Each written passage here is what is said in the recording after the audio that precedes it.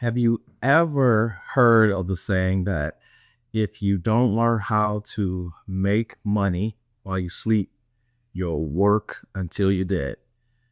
And that's what this episode of the AJC podcast is going to be about, is how to use your brain to make money while you sleep. What do you think about that? And there's so many avenues for revenue out there. I feel like people get so complacent with the 9 to 5, and I feel as if we don't. I mean, there's so many things that we as individuals are interested in, and the things that you're interested in will drive you the furthest. So take your passion, put a little project into it, and you might realize, oh, someone's interested in this little trinket I make, or maybe I'm into making a t-shirt here, or I'm really good at sewing, maybe I'll make a couple hats. And then lo and behold, you have a business in front of you. Yeah. And those are the kind of things, once you put it out there, you have it out there. Yeah. You go to bed, someone's still shopping on your site. Yeah, for sure. And so with that being said, this podcast is going to be dedicated to showing you how you can use your iPhone and your brain to make money while you're asleep.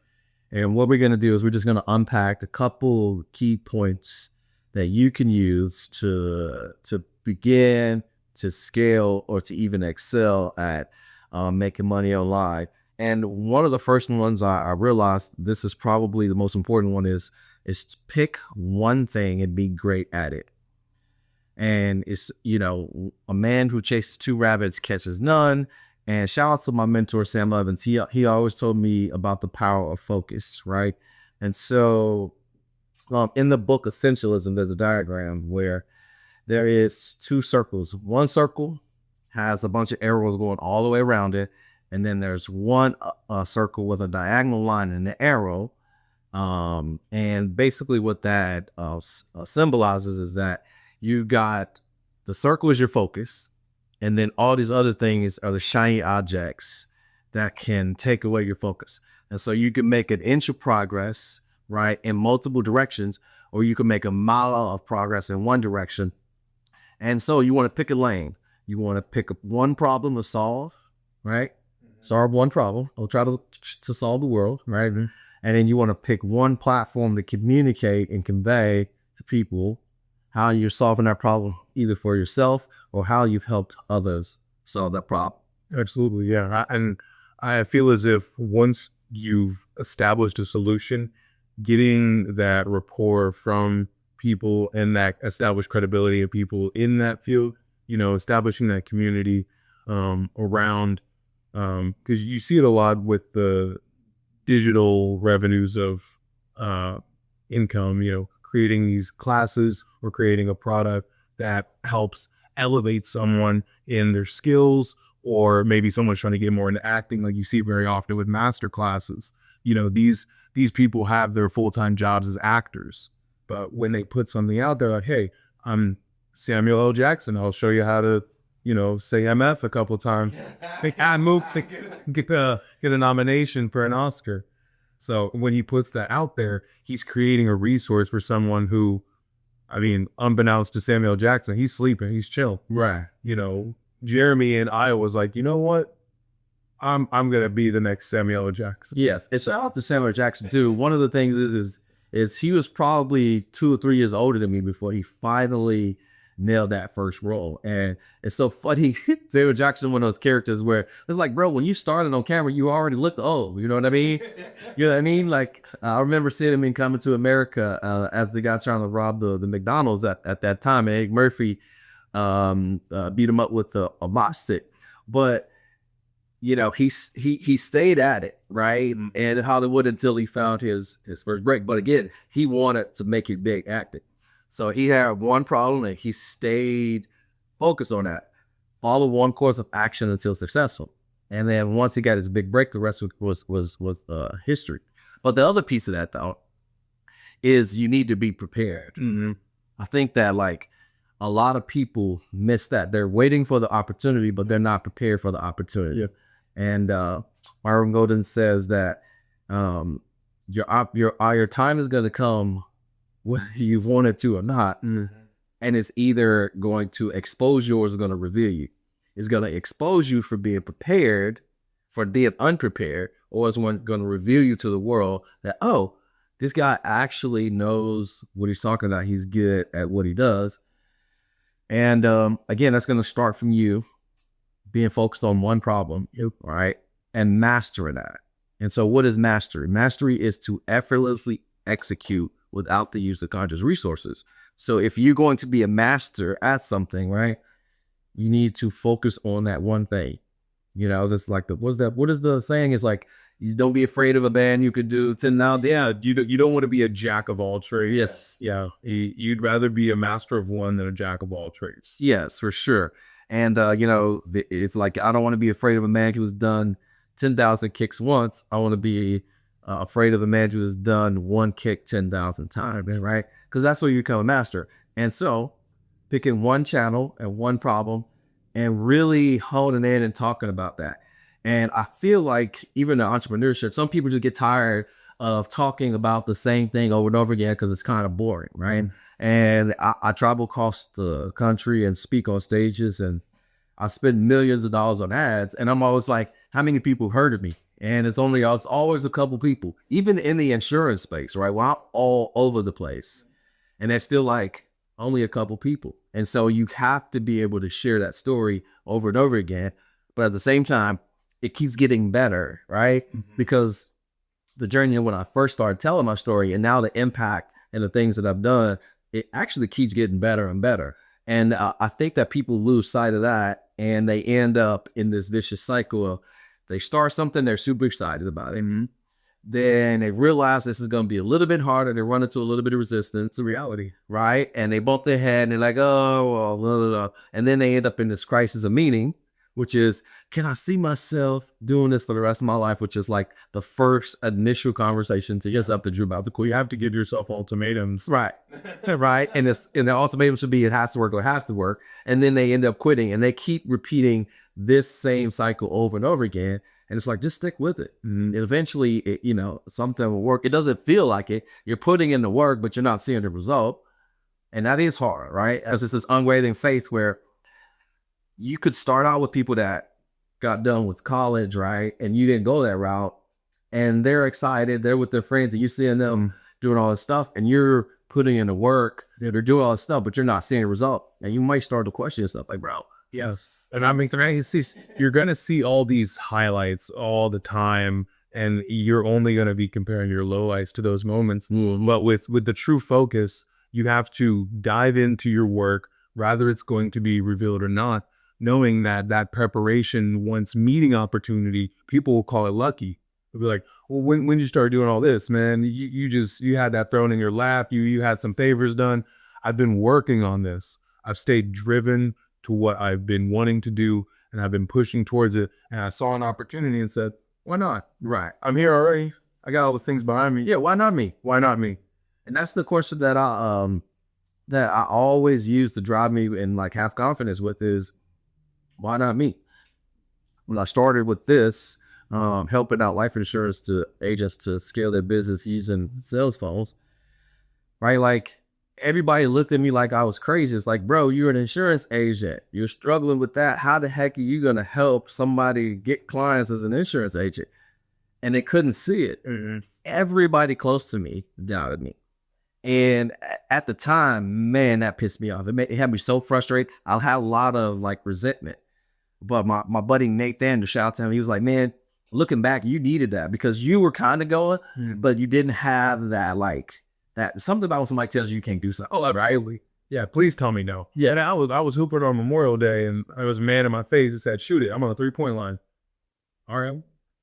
Right in this space. What do you mean? Right. Don't tell me to shoot it. Right. Exactly. Do it. Out me. And then I hit it again. Right. And then the next time I shoot, it says, cover him. He's a shooter. Right. So again, your opportunity is either going to reveal you or it's going to expose you, or it's going to expose you. Like, oh, bro can't shoot. Right? So with the 1 and 2, and again, that's with everything. And then so my whole point to all of that is it's like the reward is going to come to you.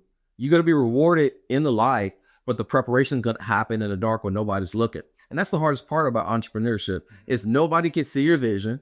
Nobody's going to have the belief. And it's only going to work, and you're only going to prove them when it actually works.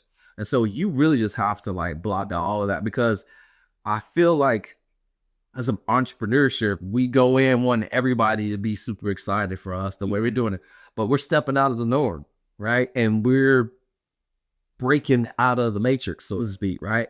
And some people can't wrap their head around that because you're not doing it the traditional way, because entrepreneurship is untraditional, right? You're going against all the norms, even what structured it, right? You're not in the traditional tax structure with the W-2 and the 1099 in regards to things in that structure. So you're breaking out all these norms, and people don't like that either, because you may be passing them up. But at the same time, my whole point to that is the belief that you have to have and to keep going until it works. Because for me, I was so frustrated that everybody didn't see my vision. They weren't excited.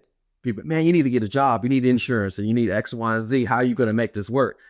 And I use that fuel to wake up every single day to put that work in, to stay consistent. And then obviously, of course, it worked because I stuck with it. Yeah. Most things will if you stick with it. So I genuinely think it's a trust in yourself thing. There's so many times where you're going to hit a wall, or you're going to hit a point of contention where, I'm going to miss time away from my family if I'm traveling for this. It really comes on perspective. You're going to miss a little bit of time, but you get to go and do these experiences that you've been wanting to do. And then you come back, you can share these experiences. But there's so much perspective that comes at play when you're looking into these things. So it's really important to remember that anytime you're pushing for something, there's always going to be a bit of uncomfort. Discomfort is the source of growth. A plant must break out of its pot in order to root into the ground. Yeah, you're sure. So we as people have to grow, and that comes with a point of contention. yeah, and again, it's picking one thing and being great at it, right? You can be mediocre at a ton of things, a jack of all trades and a master of none, or you could be a master of one, right? Even Shea Gilgeous-Alexander, right? They call him the free throw merchant. And I'm an OKC fan since 2011. That hurts. Yes, but boy got a mid-range game that's unstoppable, right? If you're hitting 27 points, you might as well add another like 13 free throws to make it 40. Well, you still got to hit the shot. You still got to hit the shot. And the thing is he mastered one shot, which is a mid-range jump shot. Yep. Right? He mastered it. Well, you see it, and it's just like, man, that looks so effortless to him, because he picked one thing, right? Because there's so many things you can be good at in basketball, but he picked one thing. I'm going to be good at making this shot with my eyes closed. And so, step one is to just pick one thing and get good at it. And the reason why is because online, if you're speaking to everybody, you're talking to no one, right? And so you need to have kind of a message or a tagline that cuts through the noise. And we call this the I help blank to blank by blank statement. And what this is you help a specific person to get a desired outcome through a unique mechanism. And that's the I help blank to blank statement.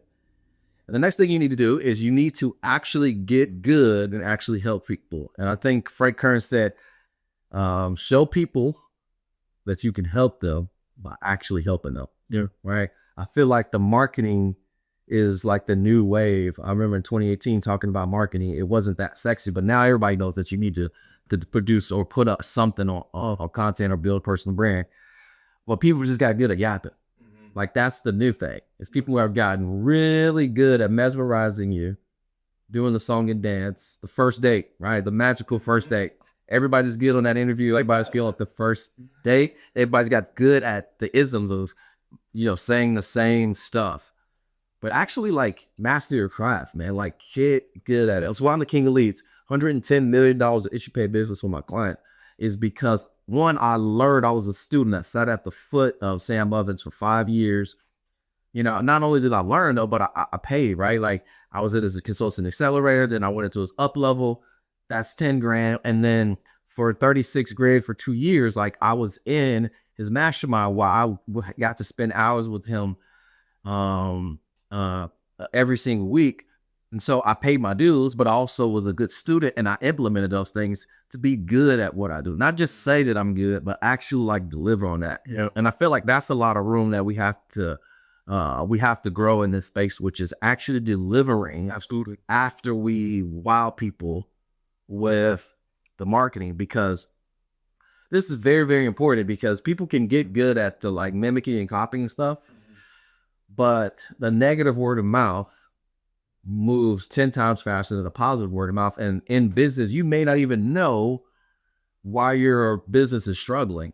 And it's because you said these things online, you've gotten customers, and they didn't refer you to somebody, they said something negative, and that's really why your business can't grow. So all that to say is, one, pick one lane, and then two, master, get good at it, and actually help people. Yeah. And what I've learned about when you master one thing, you'll not that staying in that one thing is everything. Like, definitely don't pick up everything all at once, but if there's something else that's even somewhat similar, there's always alignment. Like I grew up with my grandpa kind of playing chess. And as I grew up, I learned there's so many things that are very similar to chess. Like the small nuances, like the mental game, you have a negotiation with a person. You got to see who's making the first move. How far out are they reaching their pawns? Are they pushing their queens immediately?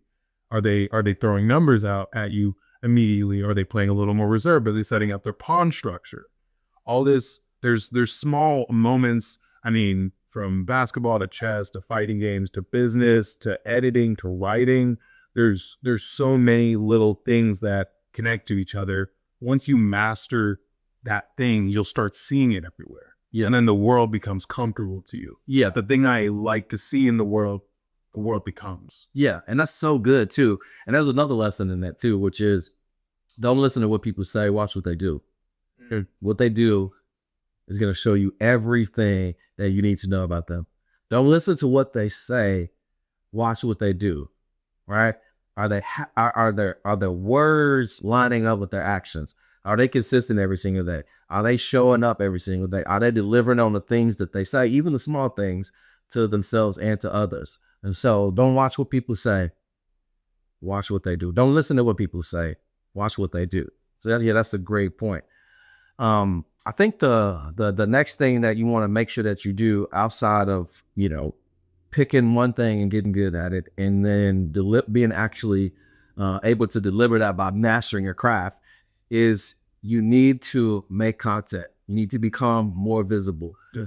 And Myra Gordon says that there's already enough traffic out there. They just don't know who you are. So we don't need to invent traffic, right? We need to make better content, get better at saying the thing, get better at delivering the results so your clients will speak for you, right? Get better at it so that you can have social proof, right? Be able to, more importantly, show and not tell. That's another thing too, is don't tell people what you're going to do from, show them what you already done. Don't tell me what you're going to do. Show me what you've already done by doing something and making an impact. And I think that that's a huge point, because you need to get good at content. You need to get good at communication, more importantly, right? Because really, content is just turning the camera on. Yep. Right? Like, we've had so many conversations before. Like, bro, we need to just we just need to turn the camera on. And I knew this was the case when we did that first mock podcast. Mm-hmm. And there was this one clip in there that I watched probably like 10 times just dying. I was like, that's still been my favorite story in 2025. That one right there. And I don't know why, but I was like, okay, yeah, we just need to turn the camera on. Yeah. All right. Get good at communication. Let people listen in, show them what you're doing, mm-hmm. and get good at communicating when you're doing it. So make content.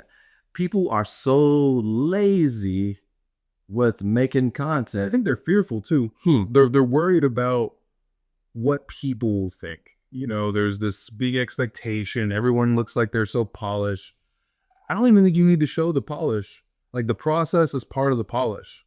Like the consistency, putting it out there, showing the process, showing the work when you can, showing the mastery, the master at work, if you will. That is what people want to see. Yeah. And it's a Austin Kleon book I love called Steal Like an Artist, talking about taking inspiration from all of the greats who came before you, the network you have around you. His rule number 6 is, he says, the secret: you do great work and then you share it with others. Ooh. Like, take the time to master it, create the work that you're proud of, passionate about, and then share it with others. It's really easy to just hold on to what you love and never let go of it because it's so precious to you and only I can see it this lovely. Let it go. Let it go. Yeah. If you want it to go somewhere, you have to let it go. Yeah. Yeah, so good. And yeah, I think one of the quotes that I've heard that is super cliche in the online space is that good artists copy, great artists steal. Yep. And so I think in regards to making content, right? And so if the reason why making content is important is because it's your easiest form of leverage, right? One, everybody's got a smartphone. Two, everybody's got social media for the most part. And so if they're already on there, why not create your own reality show that where they're already just going through that randomly you could just pop up. And if you're just interesting just enough by being yourself, then it allows people into your world. But this other piece too is it builds so much trust when people can just watch, right? So if you're have you seen the Instagram like time lapse of the guy making like the he's building something in the Amazon with his hands. He's like building like a pool or something, and it's time lapse, right? So as that guy's doing that, one, we know that that's hard work, right? And he has nothing, right? And so he's out there doing it. I don't think I've seen a guy with a glass of water in the time lapse. But again, do we need to question whether this guy can build the pool, right? Because we just saw him do that.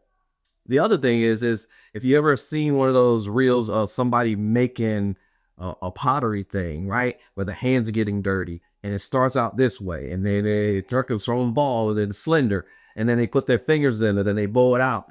And that part of the process that doesn't look sexy. And then you see the finished product. Like it's very intriguing and you don't turn away.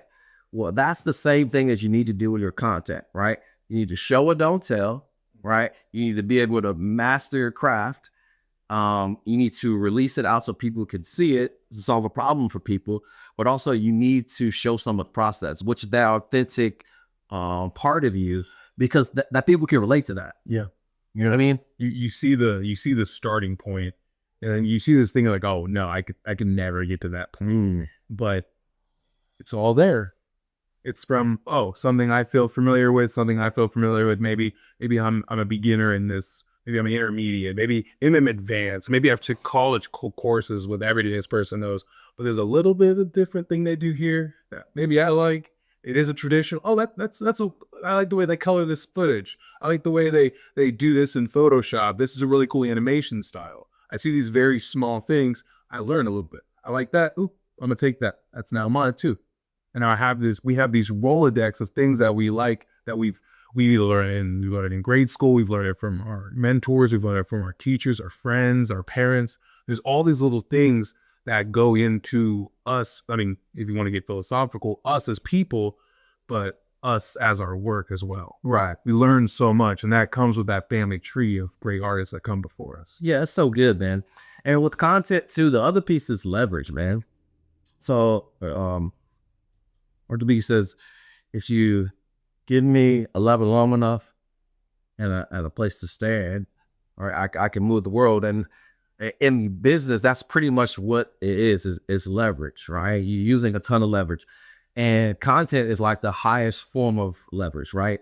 One of the highest forms of leverage is communication, and then code and media, right? And so if you put those two things together, right, you can build trust, right? It's engaging and it's persuasive because you can create a reality. You can create your own reality show that people will tune into. Yep. And it's interesting if it's authentic because then people can relate to it because, you know, like you said, it's not too polished. And that is the highest form of leverage right there. So that, again, if you don't want to work until you're dead, you need to have some type of leverage. And this is how you can make money in your sleep, is by using content. All the money that I've made in the past 7 years has all come from highly leveraged activities with using media and communication, right? And so You want to make content because it's the highest form of leverage and it's the easiest thing to do. Pull out your phone, record it, upload it, Yep. and it's there. And then you don't have to find the people to show it to. The algorithm is going to do that for you, right? So, yeah, that's a good point. Next one is become the content machine, right? And this has become a content machine. And this was one that probably 2 years ago I started taking serious. It's like I need to really, really focus on content. And the reason why I was having a challenge with that was because, like, what am I going to talk about? What am I going to talk about? What am I going to talk about? It's like, no, dude, I'm already doing the work. Yep. I just need to talk about what I'm doing. Yeah. Right. Like we just got done trying to set this room up so I could finally get it clean and organized because it looked terrible. And the last story that you recorded in here, my wife's like, it's so messy in there. And I'm like, but this looks good. I have to use it while I have it now, and I'll get that part done. But it's a work in progress. Yeah. Everybody knows that. I just built this in January. It's coming along, but at the same time, I've got to make use of the resources so I can communicate what I'm doing, so people can see the progression. Mm-hmm. They can see what all that stuff was on the floor. Right? Remember when this was just a black wall? Yeah. You know what I mean? And so my whole point to that is you are the content. You don't need to create the content. Yeah. You are the content. Yeah. We have cameras all over the place, even if they're not the ones that are like $20,000, $5,000, $2,200. We have cameras in our pockets. So much of it is, I mean, if you just throw something up, record it for a while, you might even get a 30-second thing. All you need is 5 seconds, good sound bite, it goes viral. Anything that you have up there that is going to be able to take in revenue is now up. Yeah. It's that simple. Yeah. It's about being not at the right place at the right time. It's about having it. Yeah. It's about having it. Well, and it's intention, right? Being conscious of the thing, which is, it can be annoying to some people because I'm always documenting or recording something. But at the same time, man, every single day when I get done and I lay across the bed or I just put my kids down, I can go back and reflect on like all the stuff that I did, the whole range of emotions where I was super excited and I was frustrated trying to get the kids out of the door. And then I hopped on call with my kids. I got my reward from going to the gym. I drive this beautiful way every single day. Mm-hmm. I'm like, man, I got a great life. It reminds me because I'm an entrepreneur. So sometimes I can, because it seems like I'm just malcontent all the time because I'm always striving for greatness. And I can be a challenge, but every single day there's a reminder. And I'm like, man, so I am the content. I'm building my dream life brick by brick. And the reason why it's important is because I had to get intentional about a couple of things. It's like, oh, what kind of content do I need to create? So a few things that made it really simple for me was the things that I was already interested in and already doing. I do like the lifestyle stuff. It works really well on Instagram. I'm pretty big into fitness. Like I'm not like a CrossFit or anything like that, but I like going to the gym. So I'm already kind of doing those things. So I was like, okay, some lifestyle, some fitness. And I love talking about entrepreneurship, content, business. So I'm like, well, that covers the people who I'm trying to attract or get their attention from is other people like you and I that it's not our whole life, but it's a big component of it. You're interested in it. You can see the impact immediately. And I focused on those 3 buckets: lifestyle, which also encompasses some motivation and fitness that are in there, and then business. And so if you're out there trying to figure out, okay, what types of content that I need to create, that's a good place to start. Yep. Yeah. You just got to really narrow in what authentically brings you joy. And I feel like that will be the source of a lot of things. And I know a lot of that really comes from, I know Rick Rubin kind of talks about this in his book, I think it's The Creative Act, where I hear your kids screaming is funny because the childlike wonder and curiosity that we have, whatever you're drawn towards, you will always find the most joy out of. You'll always find what will make you feel at home. So if there's something that pushes you in that route, that's what you should be making content of. That's what's going to be the easiest to resonate with someone. rather if it's as niche as possible, please, because that will be what resonates with one person, and then you'll get a little bit broader, and then it'll get to a wider group of people, and the broader part will get to the a little less concentrated group of people. But it's better to go from that niche part that you find so much joy and passion in than going extremely broad, like you said, trying to get everyone and get no one. And then when you do get to what you're passionate on, no one's there with you because no one's there in the beginning. Yeah, so true. And as you were saying that, the thing that just kind of cropped up in my spirit was that I feel like sometimes with content, people don't think that what they have going on is as interesting as it actually is. But it really is. It's interesting. Dude, that's the only thing we're doing. People are like taking a screenshot of their food or walking their dog or something like that. And we're looking through it. Right. And so it's not interesting maybe to us, but to other people, we're not doing that. I could be at work, right? And I snuck in the bathroom because my coworker next to me just won't stop talking. And I could see somebody on the beach or walking their dog. And it's like, man, I'd definitely rather be doing that than listening to this person yap all day. And I think that if we value more of our experience and the things that we're doing right now, then that would allow us to share, because it's inspirational when you're actually doing something. You're stepping out there, you're being brave, whatever the case is, doing this podcast, going on stage, right? Like raising a family. Like some people are like, bro, I don't know if I'm ready for that. Whatever, they're getting married. All of those things is like, you just don't know who you inspire first. Snake bottle raised actually. Let's go. Boom. Yeah. I already got the blessing, so we're good there. Yes. And she keeps literally every day. She's like, "Can't wait to be your wife." So she got so much intel. And then when I bought the ring, I was like, "Listen, you're in the dark now. You're in the dark. You don't get to know how, when, or I guess you get to know why."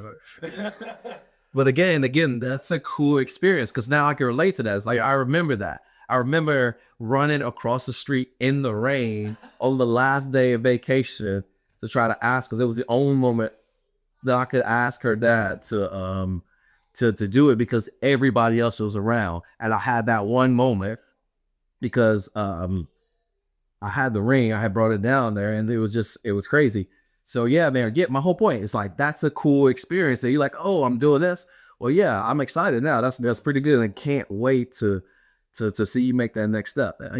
So again, you are the content. You don't need to create content. You just need to turn the camera on. So with that being said, that is the blueprint to creating content, to having leverage so that you can make money while you sleep, so you don't have to work till you're dead. Yes, sir. Let's go.